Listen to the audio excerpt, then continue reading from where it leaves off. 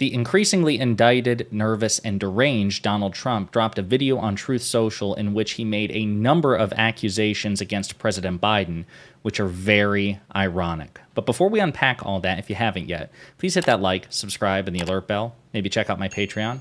I'd appreciate the support. All right, folks, so what am I talking about? Well, constant projection from former President Donald Trump, again, who has, I think, been indicted for the fourth time at this point. So you have Attorney General, you have Special Counsel Jack Smith in 2 indictments, one for the retention of classified documents, another for Trump's attempts to steal the 2020 election from now President Biden. You have the Alvin Bragg indictment out of Manhattan in New York. And now you have the Fani Willis, Fulton County District Attorney indictment as well. So it's just not good news for Donald Trump, which is hilarious. But anyway, he drops his video on Truth Social. And it's funny because most of it's like, it's nothing new, but just the compilation of it, the presentation of it, the fact that he put these particular bits together. Let's play the video, and hopefully you'll note the irony in the video, because if not, we're going to walk through it anyway. I think that crooked Joe Biden is not only dumb and incompetent, I believe that he has gone mad, a stark, raving lunatic with his horrible and country-threatening environmental open borders and DOJ, FBI weaponization policies. He is a mental catastrophe that is leading our country to hell. We'll end up in World War III because of this man, and for no reason whatsoever. Thank you. Thank you, Mr. President. What a beautiful and affirmative message. So Trump said a lot of things in there which I thought were funny, and I imagine you did too. So number one, he calls President Biden stupid. I guess the first thing I'll do is just play a clip addressing that particular point. This is from a former Trump-era Department of Homeland Security official, Miles Taylor, who had to repeatedly brief Donald Trump when he was in the White House about various national security issues. Let's hear what Miles Taylor here has to say. Page memo that we would normally give to any other president about what his options are is something Trump literally can't read. The man doesn't read. We've got to boil this down into a one-pager in his voice. And so I had to write this incandescently stupid memo called something like Afghanistan, how to put America first and win. And then bullet by bullet, I summed up this highly classified memo into Trump's sort of bombastic language because it was the only way he was going to understand. I mean, I literally said in there, you know, if we leave Afghanistan too fast, the terrorists will call us losers. So, I mean, and it goes on and on like this. So you have a former Trump official, and by the way, not the first, to refer to Donald Trump as incandescently stupid, right? The fact that you would have to take, you know, a national defense information and not only dumb the information down, not only synthesize it, but put it in a way like, Afghanistan would totally call us losers. I mean, it is profoundly pathetic and indicative of how weak-minded Donald Trump is. In contrast, there have been reports for years, including since he took office, that President Biden is policy rich. He is very much a policy wonk, someone who wants to study the intricacies of policy, ask incisive questions. He wants to know as much about the material as possible. Total contrast to Trump. But if you have other doubts about Trump's mental capacity, his competence, look at this montage from Brett Baer of the Fox Propaganda Network when he put it to Trump like this. Your Vice President, Mike Pence, is running against you. Yeah. Your Ambassador to the United Nations, Nikki Haley, she's running against you. Your former Secretary of State, Mike Pompeo, said he's not supporting you. You mentioned National Security Advisor John Bolton. He's not supporting you either. You mentioned Attorney General Bill Barr, says you shouldn't be president again, calls you the consummate narcissist and troubled man. You recently called Barr a gutless pig. Your second Defense Secretary is not supporting you, called you irresponsible. This week, you and your White House called your White House Chief of Staff, John Kelly, weak and ineffective and born with a very small brain. You called your acting White House Chief of Staff, Mick Mulvaney, a born loser.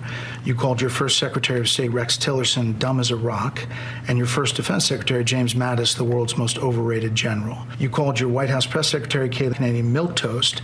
And multiple times you've referred to your Transportation Secretary, Elaine Chao, as Mitch McConnell's China-loving wife.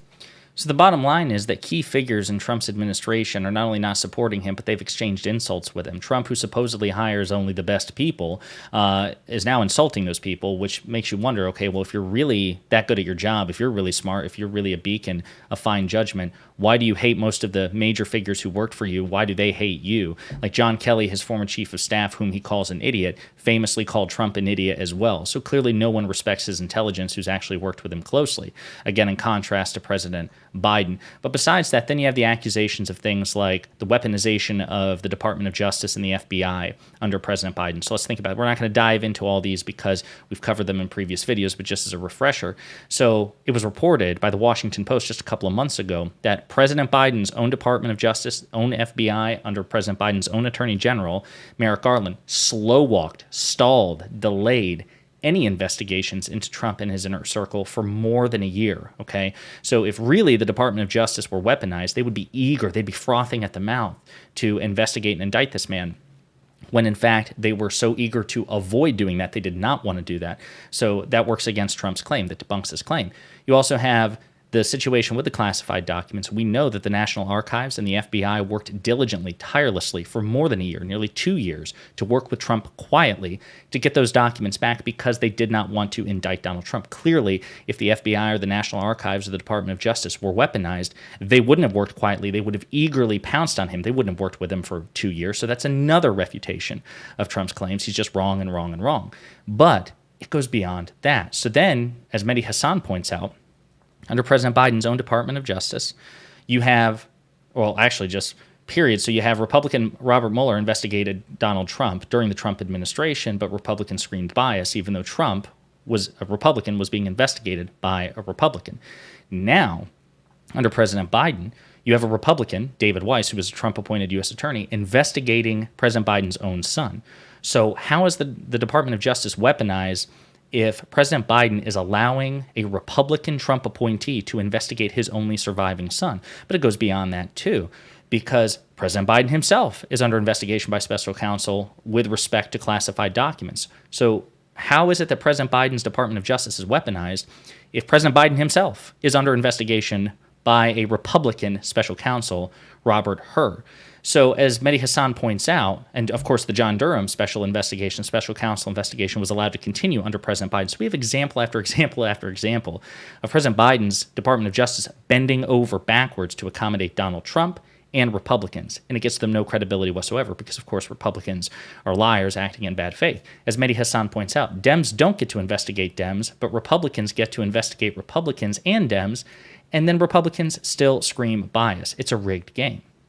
But it goes beyond that, too, because now we're just talking about President Biden's Department of Justice. What about President Trump's? So, according to reporting back in 2018, Donald Trump, after he was inaugurated, wanted the FBI to prosecute James Comey, the former FBI director, and Hillary Clinton. Okay? We also know that, according to reporting, that Bill Barr, Trump's attorney general, used John Durham specifically to try to poke holes in multiple investigations into Trump, like Crossfire Hurricane and the Mueller investigation. It was an investigator investigating an investigator who's investigating an investigation. Like, it was just multiple layers where Bill Barr and the Trump DOJ acted incredibly partisan on his behalf multiple times. But even if that's not enough, you think, okay, well, that's not enough. Let's have Donald Trump himself offer you another example of where he tried to use his DOJ against his political enemies during an election year. This was in 2020. Unless Bill Barr indicts these people for crimes, the greatest political crime in the history of our country, then we're going to get little satisfaction unless I win, and we'll just have to go, because I won't forget it. But these people should be indicted. This was the greatest political crime in the history of our country. And that includes Obama, and it includes Biden.